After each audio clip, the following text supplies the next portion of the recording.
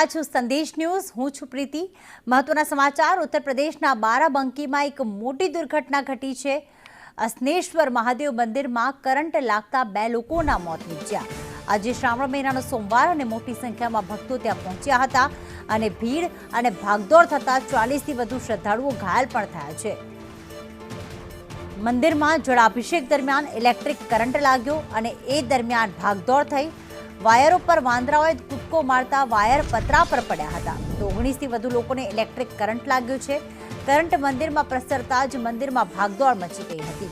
શ્રાવણના સોમવારે મંદિરમાં મોટી સંખ્યામાં ભીડ હતી અને વહેલી સવારે 2 વાગ્યાની આ ઘટના છે કે જ્યારે મોટી સંખ્યામાં શ્રદ્ધાળુઓ હતા અને બીજી તરફ જે ઇલેક્ટ્રિક વાયરો હતા તેમાં વાંદરાઓએ કૂદકો મારતા તે પતરા પર પડ્યા અને પતરા પરથી આખો કરંટ જે છે મંદિરમાં પસાર થયો હતો। કરંટ આવતા જ મંદિરમાં ભાગદોડ મચી ગઈ હતી જેમાં 40 થી વધુ શ્રદ્ધાળુઓ જે છે તે ઘાયલ થયા છે।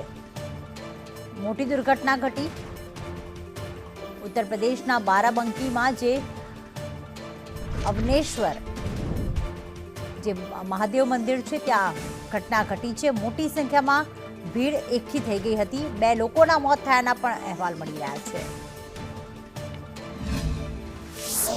इसमें एक बिजली की तार है जिसपे कुछ बंदे यहाँ पे उससे कूद गए, बिजली की तार टूटने को गया, वो शेड पर गया, शेड में कुछ करंट आ गया जिसकी वजह से करीब 19 मिनट इलेक्ट्रिक शॉक हुआ जो PCHC हैदरगढ़ और ले जाएगा। वो की स्थिति गंभीर है जिसको जिला अस्पताल में किया गया। बाकी सभी लोगों की स्थिति सामान्य है और उनको धीरे धीरे जैसे जैसे ठीक होने में डिस्चार्ज किया गया और यहाँ पर कानून व्यवस्था की स्थिति सामान्य है।